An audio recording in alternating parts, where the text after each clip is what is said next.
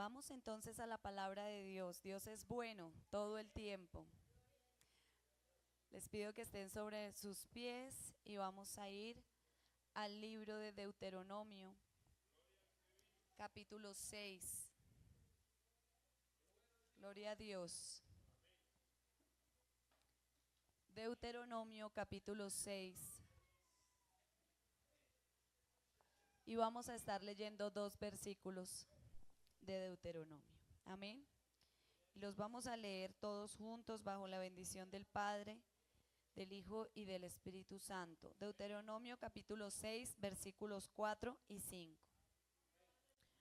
Oye Israel, Jehová nuestro Dios, Jehová uno es.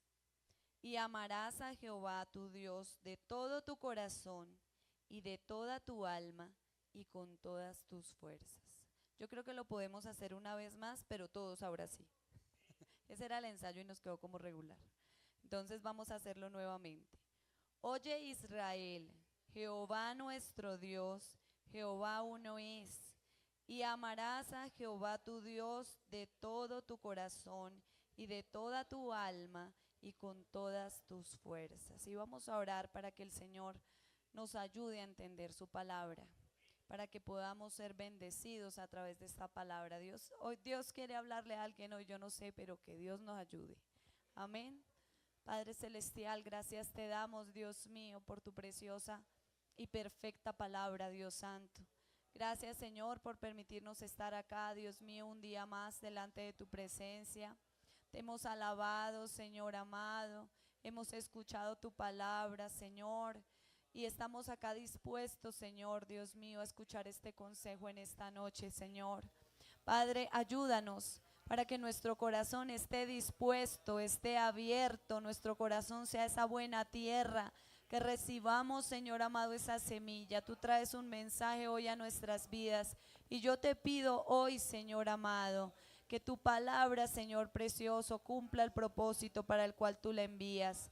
Que hoy, Señor precioso, tú uses mi vida, Señor, que tengas misericordia de mí, Señor, de cada uno de nosotros. Y conforme, Padre Celestial, a la necesidad que tú ves, hables hoy a tu pueblo, precioso Dios del cielo. Gracias te damos en el nombre de tu Hijo amado Jesús. Amén y amén. Se pueden sentar. Gloria a Dios. Aleluya, gloria a Dios. Así es, amén. Bueno, desde que la hermana Janet empezó a leer esa palabra, esa porción de la palabra, yo dije, Santo Dios, gracias. Hoy Dios quiere hablar algo y la alabanza, ¿cierto? Y adivine, no nos pusimos de acuerdo, entonces es Dios, que tiene algo que decirle a alguien, gloria a Él. Amén.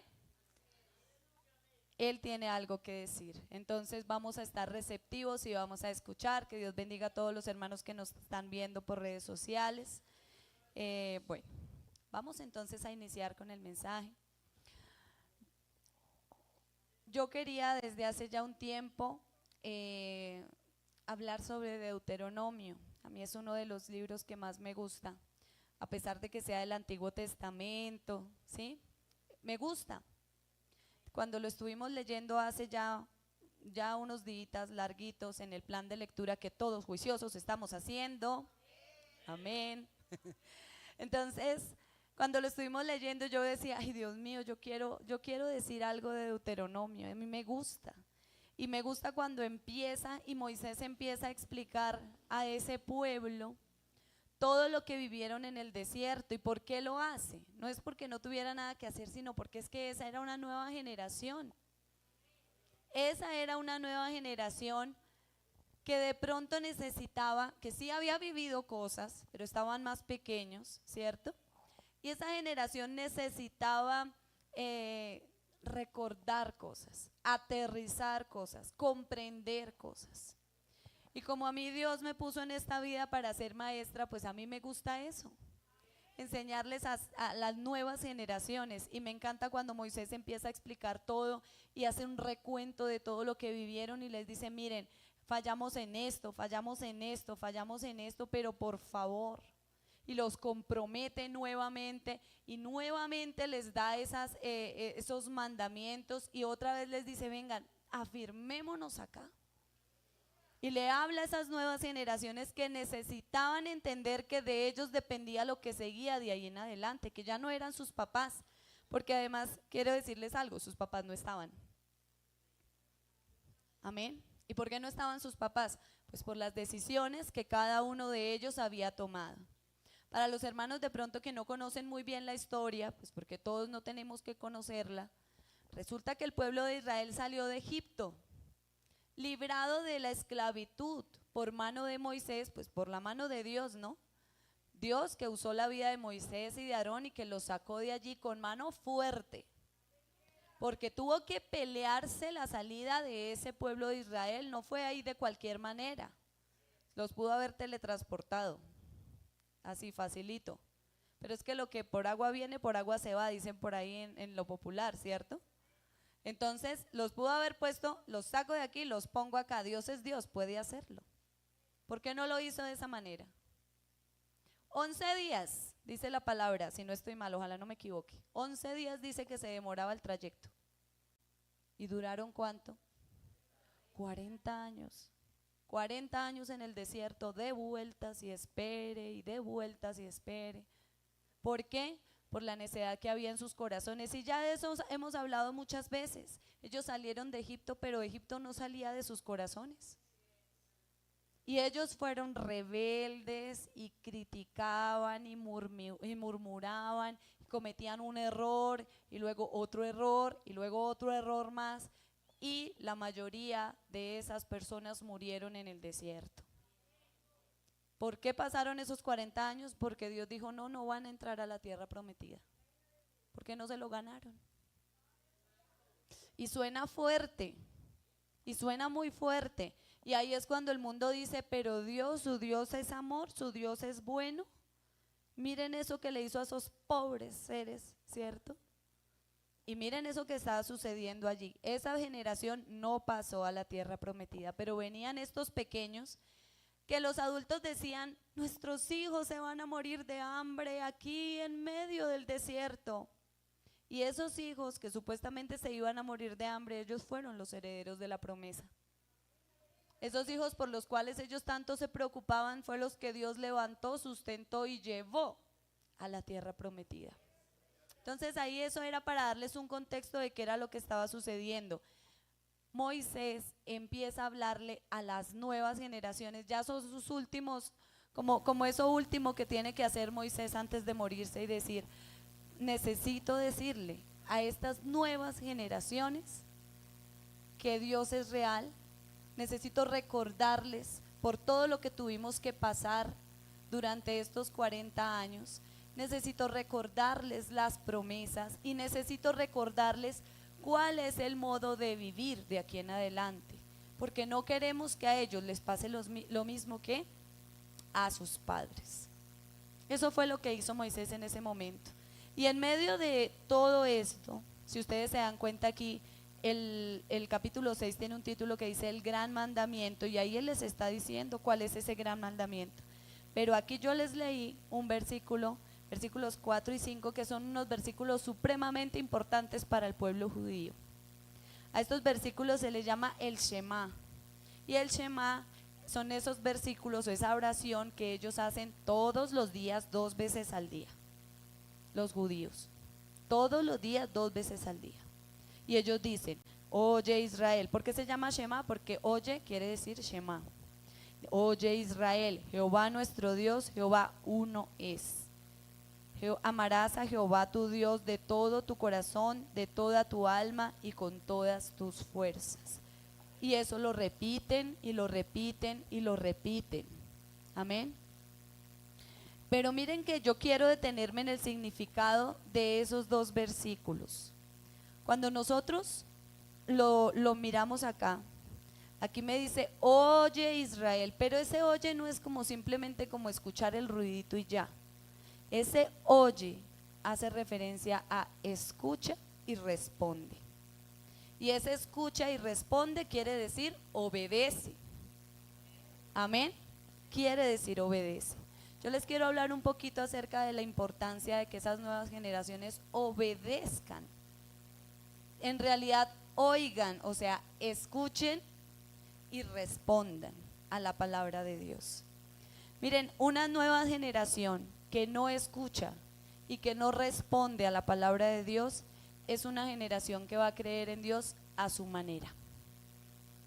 Y usted converse con los jóvenes, no digo con los jóvenes de acá de la congregación. Gracias a Dios, pues ellos han recibido palabra y yo creo en que ellos tienen cosas claras. Pero usted converse con los jóvenes acerca de Dios y los jóvenes le van a decir, no, yo sí creo en Dios, pero yo creo en Dios a mi manera. Yo no voy a misa, yo no voy a ningún culto, yo no creo en ninguna iglesia, ¿cierto? Yo creo en Dios, pero no creo en ninguna iglesia. ¿Sí les responden eso? ¿Lo han hecho el ejercicio? Eso es lo primero que dicen. Yo creo en Dios, pero es que yo creo en Dios, no ese Dios que ustedes dicen así, que pide cosas. No, yo creo en Dios yo cuando necesito, yo a veces por ahí hago la oración y yo a veces por ahí me acuerdo y Dios sabe cómo soy yo. Así lo dicen. Y Dios sabe cómo soy yo. Y resulta que es que mi Dios es diferente. Y empiezan a hablar de unas características de su Dios. Claro, un Dios creado por ellos. Un Dios que ellos crearon, pero no es Dios. No es el Dios creador del cielo y de la tierra. No es nuestro Padre, nuestro Salvador, no. Es un Dios que ellos inventaron. Un Dios bombero, que cada vez que lo necesitan, pues lo llaman y ahí aparece, ¿cierto? Un Dios que ellos pueden a su antojo referirse a Él como quieran. Un Dios bastante permisivo, pero bastante permisivo, que les permite de todo, ¿cierto? Un Dios que además se tapa los ojos cada vez que van a hacer alguna cosa mala. Así es. ¿Amén? ¿Sí me están siguiendo? Entonces, si esas nuevas generaciones no escuchan la voz de Dios y no obedecen la voz de Dios, son esas generaciones que van a creer en el Dios a su manera, el Dios que se inventaron.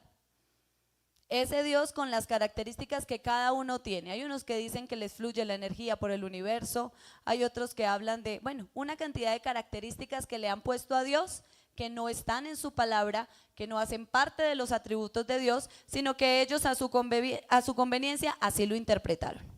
Amén. Una generación que no escucha y no responde a la palabra de Dios es una generación que va a copiar discursos del momento. Entonces, lo que digan, y ahorita ustedes saben que lo que digan es lo que dicen las redes sociales. Entonces, lo que digan las redes sociales, yo escucho a este, yo escucho al otro, yo escucho al otro. Entonces, si hablan del aborto y dicen que está bien, listo, sí, está chévere, ¿cierto?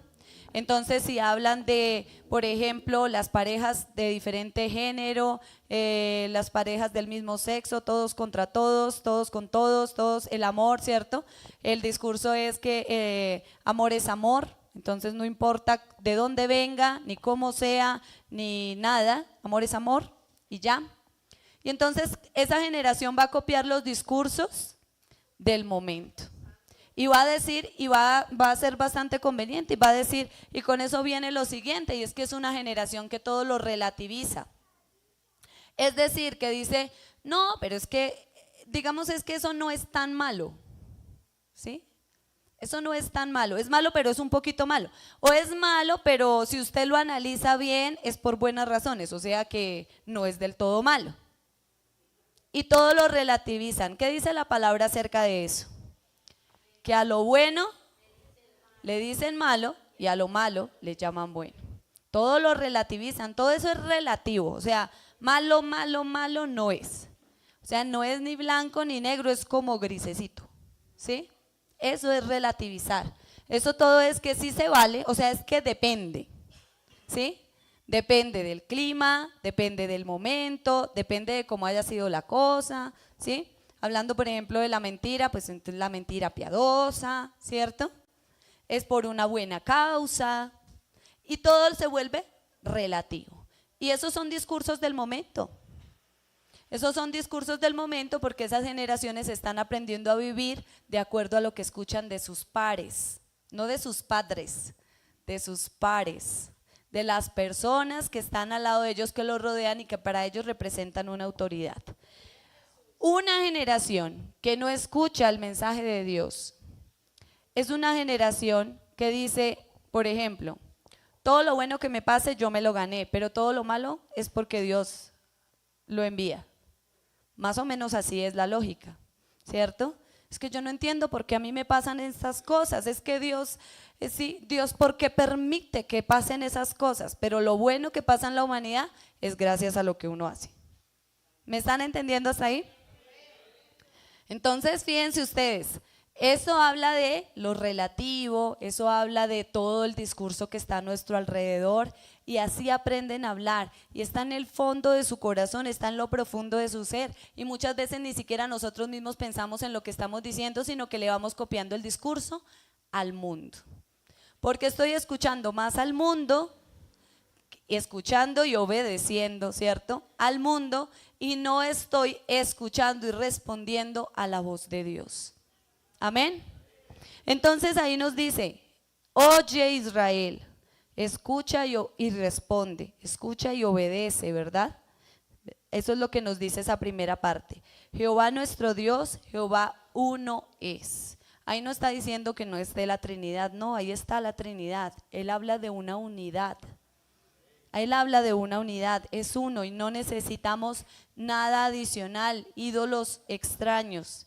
Y la segunda parte dice, y amarás a Jehová tu Dios de todo tu corazón y de toda tu alma y con todas tus fuerzas. Que nosotros sabemos que ese es el gran mandamiento y Jesús lo confirmó. Amén. Y miren que nos empiezan aquí a hablar del amor, de ese amor tan bonito que nos mencionaban allá en la palabra en Primera de Juan.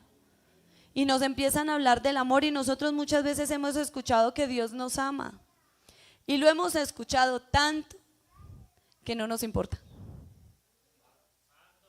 Santo Dios, Santo Dios. Recordemos lo que leímos ahorita, Primera de Juan 4:19. Aquí lo tengo apuntadito para que no digan que no. Primera de Juan 4:19. Gloria a Dios.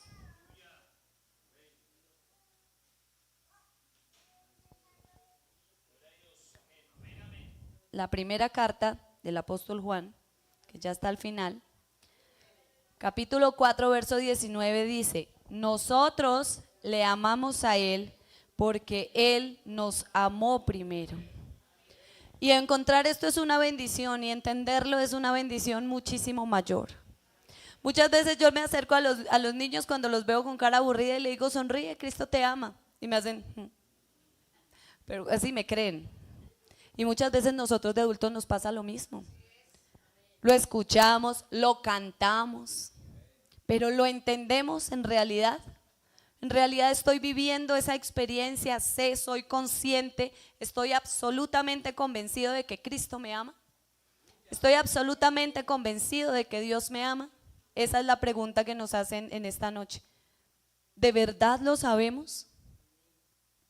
Así lo cantemos, así lo escuchemos, así lo leamos. ¿Entendemos que Dios nos ama?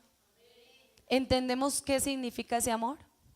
Yo estaba meditando en la palabra y créanme, no me fui a ver versículo por versículo, pero yo he leído muchas veces el Pentateuco.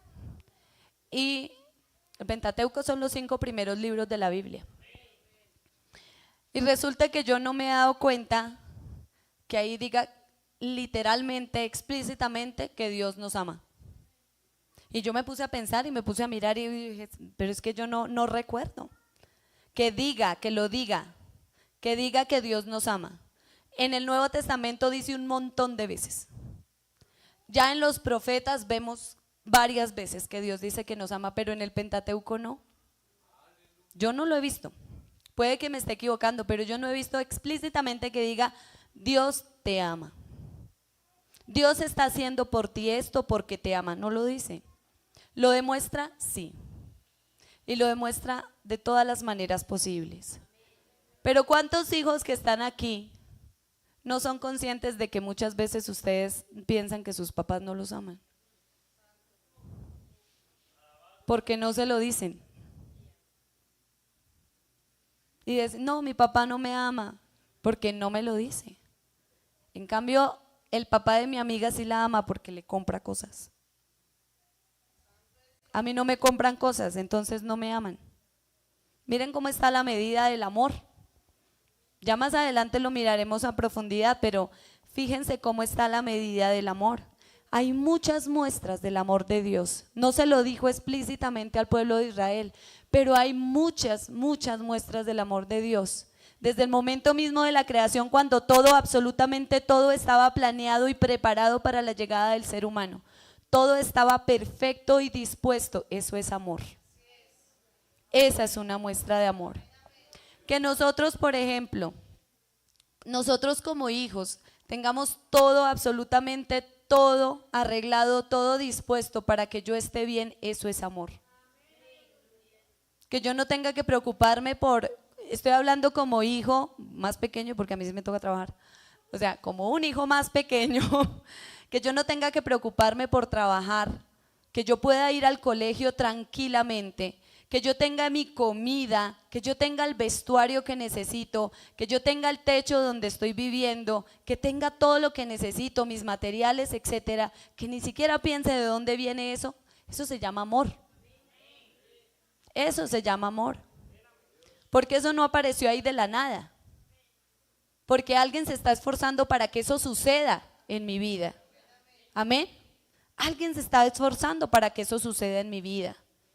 Dios está haciendo algo allí maravilloso para sustentar a nuestra familia. Y entonces, claro, desde Adán lo vemos, ahí estaba todo.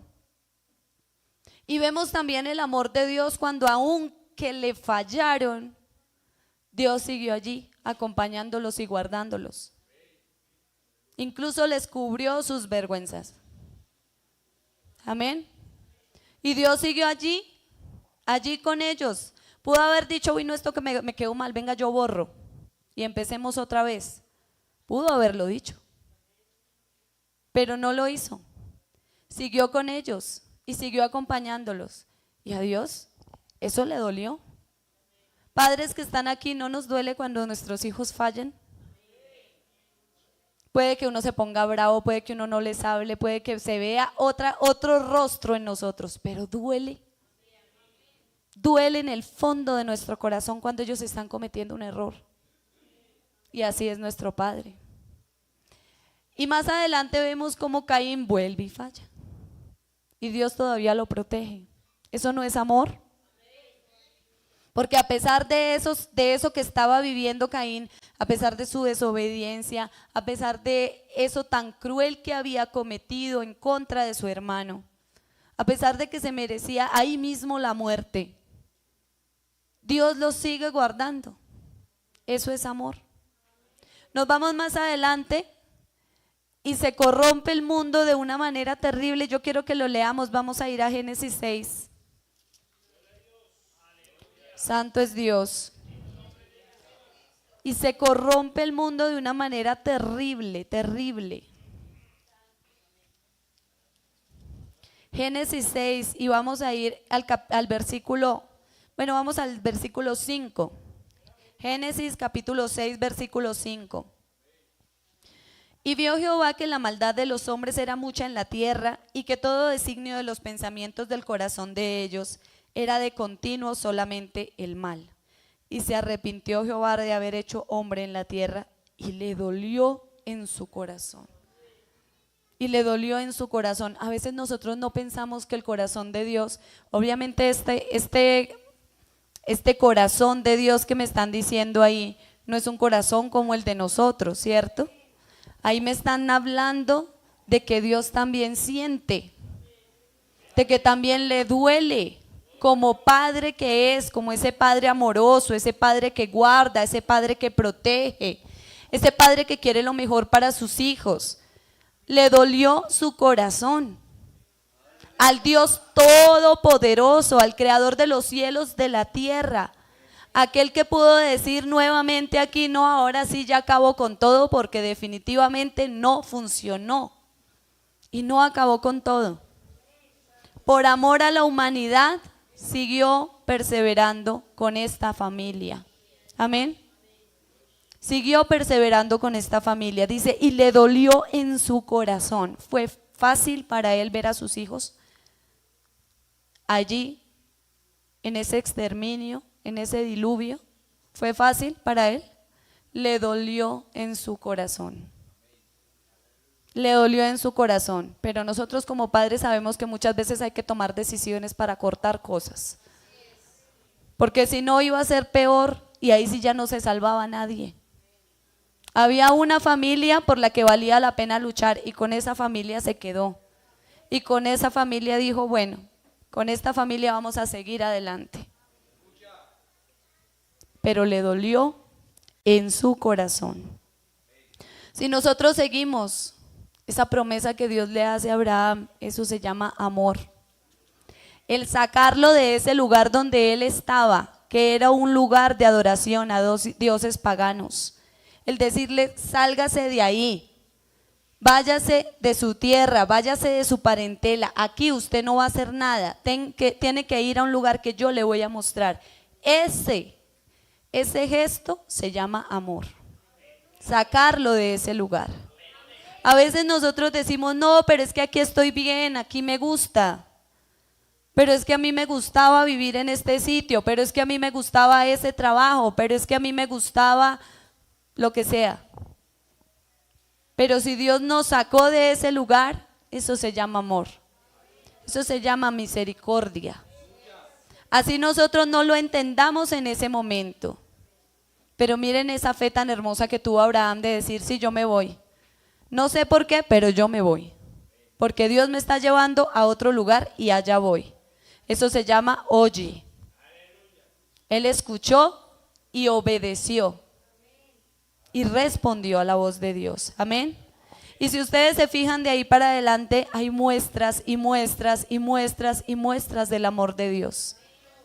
Lo vemos en cada oportunidad que le da a Israel, a pesar de que falla y falla y vuelve y falla, y él sigue levantando jueces, levantando personas, levantando reyes, levantando todo el tiempo gente para salvar a Israel.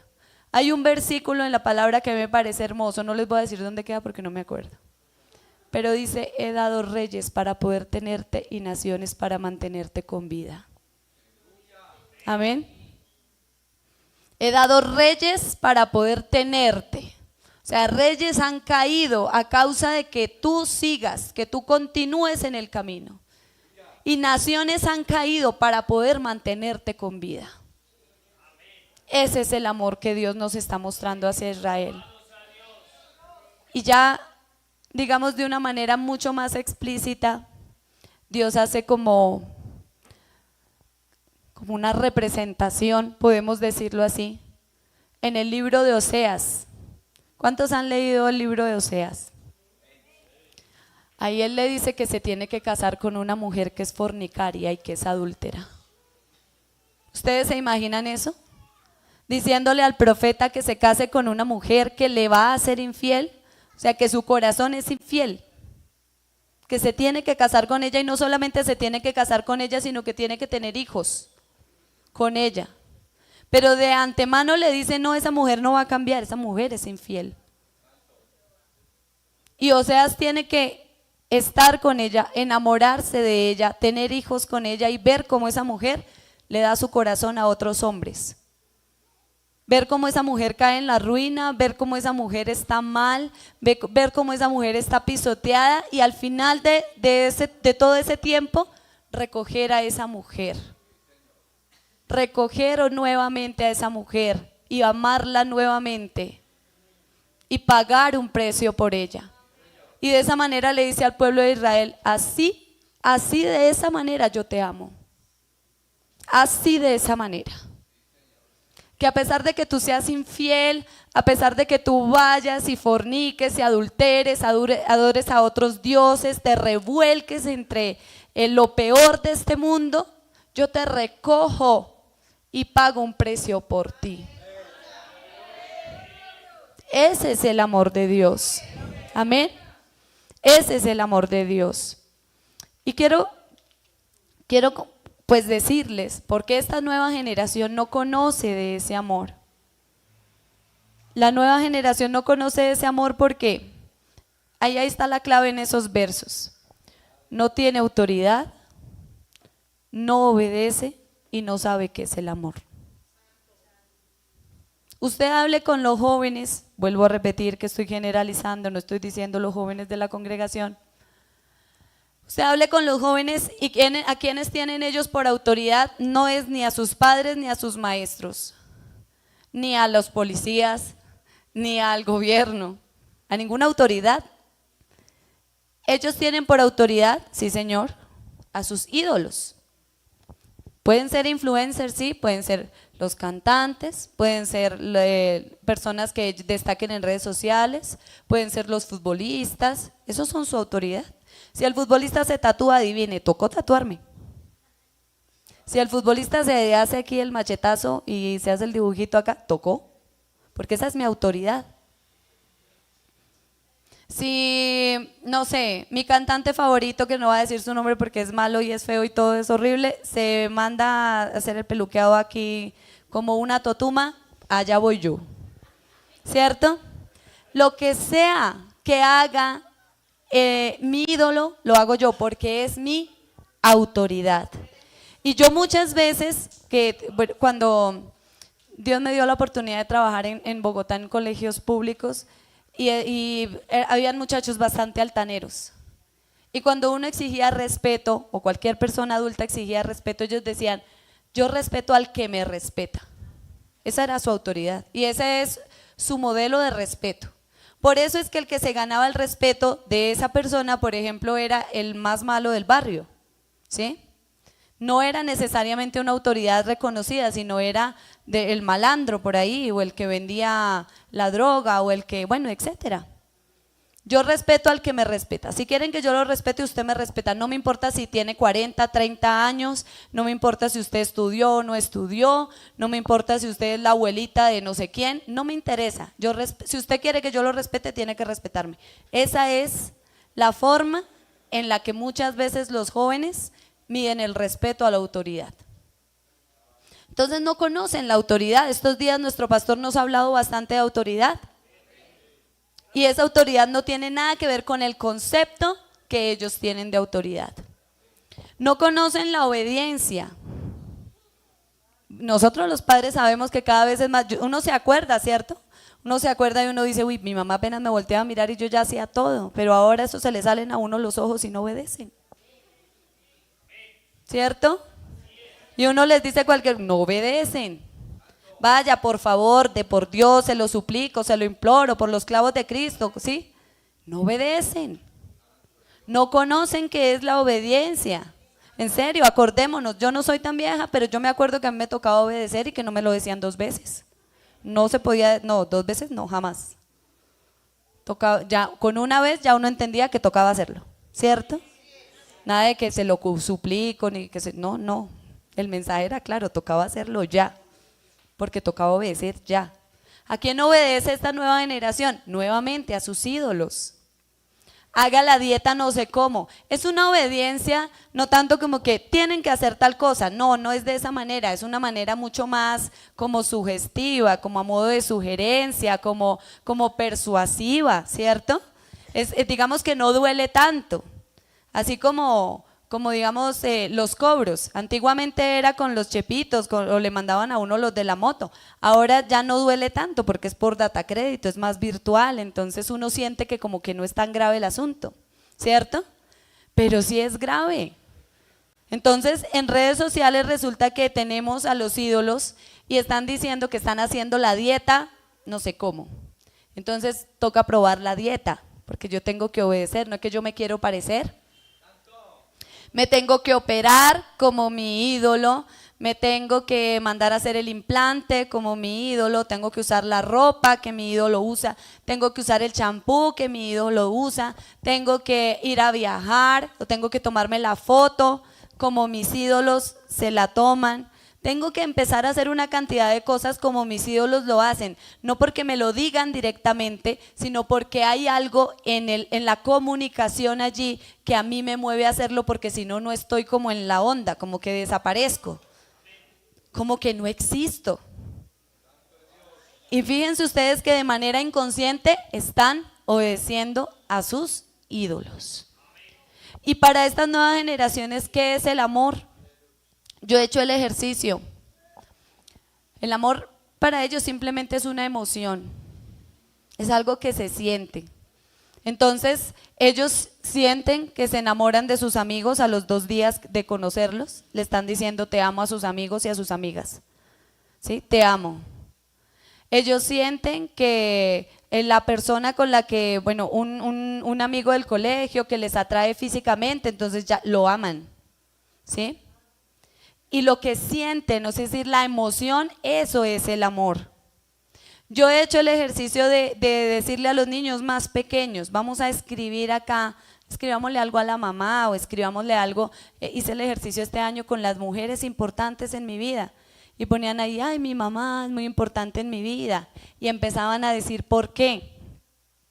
Mi mamá es muy importante porque mi mamá me quiere, porque mi mamá me lleva al fútbol, ponía un niño, me lleva al fútbol, porque mi mamá me compra cosas, porque mi mamá siempre, lo que yo le digo, o sea, lo estoy diciendo en otras palabras, pero es lo que yo le digo, ella lo hace. ¿Quién obedece a quién? Por eso es que me ama. ¿Sí se dan cuenta el concepto de amor?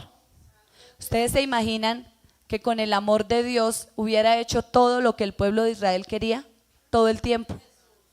¿Ustedes se imaginan que Dios no hubiese corregido nunca a Israel de su mal camino porque lo amaba?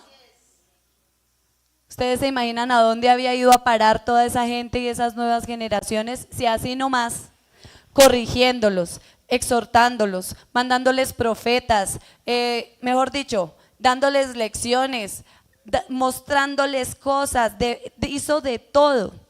Y aún así, Israel siguió por el mal camino. ¿Ustedes se imaginan donde Dios hubiera sido como nosotros los papás de ahora, que todo les damos? Y que compramos el amor a punta de regalos. Porque yo les quiero decir que muchas veces sucede eso, y es peor con las familias de padres separados. Porque entonces, o de padres ausentes, o de padres que no están en la casa. Y como no estoy en la casa en todo el día, entonces yo necesito compensar el tiempo que no estoy con mis hijos con regalos, dándoles gusto en todo. Ay, porque a mí nunca me dieron gusto. En mi casa nunca había para un chocorramo. Entonces yo quiero regalarle a mi hijo todos los chocorramos y volverlo diabético. ¿Sí ven? ¿Sí ven? A veces nosotros pensamos de esa manera. A veces pensamos de esa manera y damos y le damos y le damos y le damos, y no nos estamos dando cuenta qué es lo que estamos formando en nuestros hijos. Y ellos a su vez piensan que el amor se mide con regalos, el amor se mide con muestras, todo el tiempo muestras de afecto, pero muestras de afecto no como las que yo les mencioné, de lo que Dios hizo por su pueblo, sino muestras de afecto de otra manera, todo referente a lo material. Mi mamá me quiere, mi papá me quiere si me dan permiso para salir, si no, no me quieren. Los papás de mi amiga si le dan permiso para salir, ellos sí la quieren, a mí no. Yo soy una incomprendida o un incomprendido. Y esa es la lógica, por eso les estoy diciendo, ellos no conocen el amor de Dios. El amor de Dios, yo leía una palabra, Gesed, que hablaba de ese amor que no se puede describir, que no hay una palabra en el español que logre reunir todo lo que quiere decir esa palabra, que es un amor inagotable, que quiere decir bondad, que quiere decir ternura, que quiere decir incondicionalidad, que quiere decir misericordia. Todas esas palabras es el amor de Dios. Y ese amor de Dios nosotros no lo podemos comprender porque en realidad no entendemos claramente qué es lo que Dios quiere con nosotros. Por eso les digo, lo cantamos, lo leemos, pero muchas veces no entendemos cuál es el amor de Dios. ¿Y por qué? ¿Saben qué nos nubla el entendimiento a nosotros? Yo me pongo a pensar, por ejemplo, hablando del caso específico del pueblo de Israel, que por qué lo volvemos a leer y a leer y a leer y a leer y a leer, y uno dice, pero eso ni siquiera tiene que ver con nosotros. Sí tiene que ver con nosotros porque habla de nuestra naturaleza humana. Sí tiene que ver porque así actuamos muchas veces. ¿Y por qué Israel no lograba ver las bendiciones de Dios? Primero porque estaba ocupado. ¿Con qué? Con la queja y la murmuración. A veces nosotros no vemos la bendición, no la logramos ver porque estoy más centrado en lo malo. Me pasó una cosa mala y eso tapó las 10 cosas buenas que me pasaron en el día. Y me quedo en la queja y en la murmuración. Eso fue lo que hizo Israel. Israel se le olvidaron muchas cosas buenas que estaban pasando a su alrededor por quejarse y por murmurar. Otras personas que uno ve en el Antiguo Testamento, ¿por qué no veían la bendición? Porque había una vacilación interior o había duda interior. Yo no puedo, yo no sé, yo no soy capaz, esto no es para mí. Y eso hace que yo me pierda la bendición. Muchas veces Dios nos llama, muchas veces Dios nos pone en ciertos lugares, muchas veces Dios nos está como tratando de traer al camino, pero uno todo el tiempo es no, yo no, no, pero es que yo no. ¿Cuántas veces, por ejemplo, le dijo a Moisés que ya como que, ¿cierto? Que sí va usted con lo que usted tiene. A Gedeón, ¿cuántas veces se lo dijo también? Que sí, que es que yo soy el que lo voy a ayudar. Que preste atención, que sí, hágale. Pero nosotros no, pero es que yo no puedo, pero es que yo soy poquito, pero es que yo no sirvo, pero es que yo no, ¿sí? Y eso se llama vacilación, duda interior. No estoy dudando de mí, estoy dudando de lo que Dios puede hacer en mi vida. Y eso es más grave aún. ¿Qué más a mí me impide ver la bendición de Dios? El amor de Dios, la apatía. El todo el tiempo estar así como que... sí, el amor de Dios, no me importa.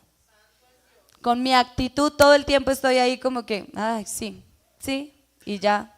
Y vengo, y voy, y vuelvo, y no pasa nada. La apatía, no me interesa. Sencillamente no me interesa. Me interesan otras cosas, pero esta cosa no me interesa. Aquí lo que está sucediendo, vengo por obediencia y vengo más bien como porque no me den tanta cantaleta. La apatía. La desobediencia también. La desobediencia, se me dio una instrucción y yo en mi corazón desobediente, puede que incluso ni siquiera lo haga físicamente, puede que en mi corazón y en mi mente no esté cumpliendo con lo que tengo que cumplir. Por ejemplo, hay que ayunar. Listo, yo vengo al ayuno, pero o no estoy ayunando o el ayuno no me está sirviendo para nada porque en realidad no estoy en lo que tengo que estar. Entonces puede ser que no sea algo que se vea, ¿cierto? Y que sea muy, que sea muy visible, pero puede ser algo que esté pasando en mi interior y que yo tampoco estoy haciendo, estoy siendo igualmente desobediente. La rebelión también me aleja. Acuérdense cuando el pueblo de Israel dice, no, pero es que Dios no está, y entonces ¿qué hacemos? No, pues levantémonos un ídolo, ¿cierto? Busquemos una solución. Para eso sí hubo diligencia. Y entonces, miren que la rebelión también nos saca no nos permite ver ese amor de Dios. La idolatría. Y de pronto nosotros no adoramos vírgenes ni santos, pero ¿cuántos ídolos tenemos? Amén. Sí, ya de pronto no adoramos imágenes, pero ¿cuántos ídolos no tenemos? Que tengo que estar pendiente de qué hace este cantante, tengo que estar pendiente a toda hora ahí de su vida, de su familia, de que si tiene una nueva novia, no tiene una nueva novia, se casó, se divorció, venga qué se puso, venga a ver qué se compró. Todo el tiempo tengo que estar pendiente porque es mi ídolo. Eso es un ídolo y eso es idolatría. Oye Israel, Jehová uno es. Amén. Y la que más yo he podido ver en mi experiencia es la costumbre.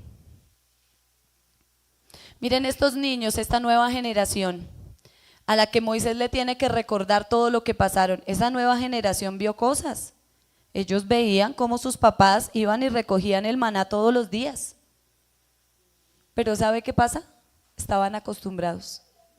Eso es normal. Así como nuestros hijos se levantan todos los días, encuentran el desayuno y es normal para ellos. Para ellos es normal, ¿cierto? Para ellos es normal, ya hablando de las familias cristianas que aman al Señor y que han decidido cambiar sus vidas, para ellos es normal que sus papás no estén peleados todo el tiempo, ni se estén tratando mal, ni se estén golpeando, eso es normal. Para ellos es normal que tengan lo que necesitan a su alrededor, esa cobertura, todo es normal. Y se acostumbran. Así como se acostumbró Israel a que salía el agua de la peña, a que caía el maná del cielo, a que llegaban las codornices, a que pasaba todos esos milagros que ninguno de nosotros ha visto. Pero para ellos, nosotros hemos visto otros, ¿no? Hemos visto otros, pero en ese momento para ellos, aunque nosotros lo leamos y nos parezca sorprendente, y nunca hemos visto el mar abrirse en dos, y nunca hemos visto esa cantidad de codornices caer ahí para que uno para comer, y nunca hemos visto nosotros esas plagas, y nunca hemos visto nosotros brotar agua de la peña, y nunca hemos visto nada de eso. Claro, nosotros nos maravillamos, pero para ellos era normal. Porque se habían acostumbrado. Y yo eso lo he visto. Yo eso lo he visto y lo he visto en nuestros niños. Para ellos es normal.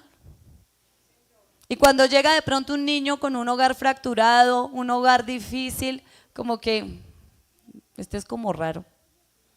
¿Sí? Y no somos capaces de ser empáticos con el otro y de ponernos en el lugar del otro y de decir, esta persona está sufriendo. Qué bueno que esta persona yo le pudiera contar del amor de Dios y que supiera lo que pasa en mi familia no es así. Y vea que muchos no lo reconocen de esa manera porque es normal. Entonces, ahí, ¿qué ha sucedido? Que no hemos entendido que todo lo que sucede a nuestro alrededor es por el amor y la misericordia de Dios. No lo hemos entendido. Nosotros tenemos la provisión, las oportunidades, una familia cristiana, estamos viviendo una vida abundante, así muchos de nosotros no lo creamos todavía, estamos viviendo una vida abundante y tiene que dejar de ser normal, es una bendición. Es una bendición y es por misericordia. Eso de decir todo el tiempo yo no puedo, yo no sé, yo no sirvo, etcétera. Eso es desconfiar de lo que Dios tiene para nuestra vida. ¿Sabe qué dice la palabra? Vamos a ir al Salmo 8, versículo 1, pero yo se los voy a leer en las dos versiones. Se lo voy a leer, bueno, no creo que sea el versículo 1, creo que es como el 4. Vamos a ir a Salmos 8. Ese salmo es una bendición, bueno, como los otros 150. Y miren lo que nos dice el versículo 4 y el 5. No, voy a leerlo desde el 3. Y dice la palabra, cuando veo tus cielos, obra de tus dedos, la luna y las estrellas que tú formaste, digo, ¿qué es el hombre para que tengas de él memoria? Y el hijo del hombre para que lo visites. Le has hecho poco menor que los ángeles y lo coronaste de gloria y de honra. Y leamos el 6, le hiciste señorear sobre las obras de tus manos, todo lo pusiste debajo de sus pies. Y les leo esta es una nueva traducción viviente, y dice el versículo 5, sin embargo, los hiciste al ser humano un poco menor que Dios y los coronaste de gloria y honor. En la versión de la Reina Valera dice un poco menor que los ángeles, pero si nosotros le ponemos lógica, la palabra de Dios dice que los ángeles están para servirnos. Entonces, ¿quién está encima? ¿Ven? En esta nueva traducción viviente dice, lo hiciste un poco menor que Dios. ¿Y ustedes no creen que eso fue lo que llenó de orgullo y de rabia el corazón de Satanás? ¿Que Dios nos prefería a nosotros como seres humanos? Eso fue. Y miren dónde nosotros estamos, en qué lugar de la creación estamos. En el corazón de Dios.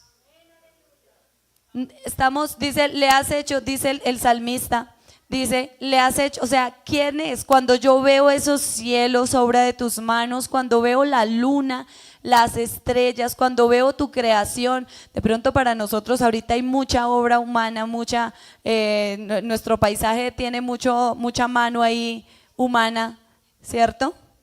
Es un paisaje muy construido, Pero ustedes imagínense al salmista viendo esos paisajes hermosísimos a su alrededor, viendo esa creación que obviamente no es como la de ahorita, viendo esos ríos que fluyen, no que están secos, viendo esos árboles hermosos, viendo todo a su alrededor de esa manera, y dice: cuando yo veo tus cielos, obra de tus manos, la luna, las estrellas que tú formaste, digo, ¿quién es el hombre? O sea, ¿quiénes somos nosotros para que tú te acuerdes?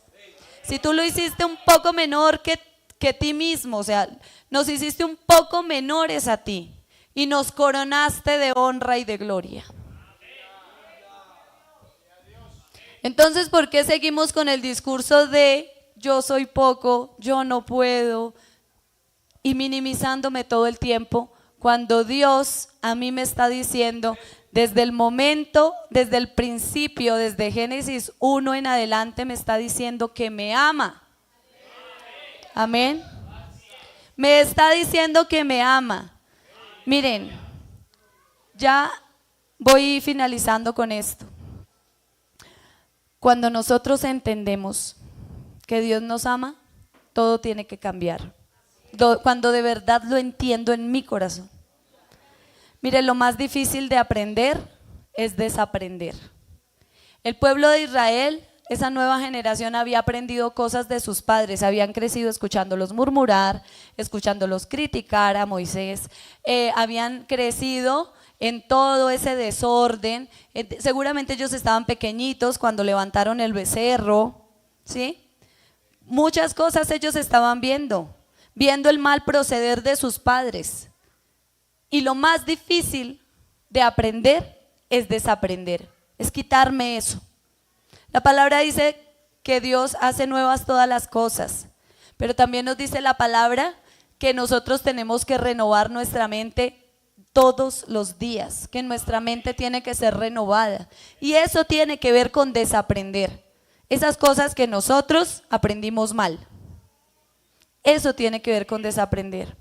Yo no solamente debo sentir, se los digo a todos los que piensan que el amor es algo que se siente, yo no debo sentir nada. Que Dios me ama, yo tengo que pasar aquí una electricidad o algo, me tiene que, ¿sí? Me tengo que poner rojo, se me tiene que subir la tensión, no, eso no es algo de sentir, yo tengo que saberlo. Y el amor no es una emoción, porque las emociones son pasajeras, el amor es una decisión. Dios decide amarnos todos los días a pesar de lo que somos. Yo tengo que decidir amar todos los días a Dios a pesar de lo que yo soy. Y miren, cuando yo sé que Dios me ama, lo entiendo en mi corazón, ese amor a mí me libera. ¿De qué me libera? Del fracaso. Me libera de las caídas, me libera de fallar, me libera de la opinión de los demás y de mi propia opinión que me descalifica. Yo soy capaz de saber que yo me equivoco, pero que mi papá está ahí con los brazos abiertos esperándome. Yo tengo que saber que si me caí, Él está ahí para levantarme. Yo tengo que saber que si fallé, Él está ahí para restaurarme. Tengo que saber que mi opinión no importa y la opinión de los demás tampoco. Es la opinión de mi Padre que me ama, la que en realidad importa. El saber que Dios me ama me libera a mí de la ansiedad, que es el problema de hoy. De esos pensamientos de qué pasará en el futuro. Yo no sé, Dios me ama. Dios me ama, ¿qué va a pasar? Yo no sé. Dios me ama. Entonces a mí no me preocupa que si los impuestos, que si aquello, que si lo otro. No, Dios me ama. ¿Y a qué me lleva a mí? Cuando yo sé que Dios me ama, ¿a qué me lleva? Pues a amar. Porque yo no voy a dar de lo que yo no tengo. Si yo sé que Dios me ama, eso me lleva a amar al otro. Eso me lleva a servir al otro. Eso me lleva a perdonar al otro, aún en medio del egoísmo. Aún en medio del egoísmo, porque nosotros tenemos que ser eso. En medio de toda la maldad de este mundo y de todo lo terrible que pueda estar pasando, y en medio de este tiempo donde el amor de muchos se ha enfriado, nosotros tenemos que llevar esa bandera del amor. Porque nos sabemos amados. Porque sabemos que tenemos un Padre que a pesar de todo lo que nosotros seamos, de nuestros pensamientos más oscuros, de esos momentos de debilidad, de todas esas veces que fallamos y que prometemos no volver a fallar y seguimos otra vez. Ahí está mi Padre que me ama y está esperándome con los brazos abiertos. Y puedo tener la confianza de acercarme a Él porque todavía hay oportunidad. ¿Cuántas personas fallan y no vuelven porque piensan que ya perdieron el amor de Dios? El amor de Dios no es así de débil, porque no es una emoción, no es como el amor de nosotros que muchas veces simplemente decimos no, ya no lo quiero, como los niños pequeños. No, Él nos sigue amando a pesar de nosotros. Vamos a estar en pie y vamos a orar. Señor maravilloso, te amamos. Señor, gracias. Gracias por amarnos, Señor. Gracias, Dios mío, por mostrarnos a través de tu palabra cuántas veces, Señor amado, tú has estado allí para nosotros. Cuántas veces, Señor, nos has levantado. Cuántas veces, Dios, nos has restaurado. Seguimos, Dios mío, seguimos fallando y tú sigues confiando en nosotros. Sigues teniendo misericordia de nosotros. Tú sigues, Señor amado, tomándonos de tu mano, Dios. Sigues perseverando, Dios mío, trabajando en tu obra, ayudándonos, Señor, con paciencia, con ese amor inagotable que nos presentas cada día, con el que nos sustentas.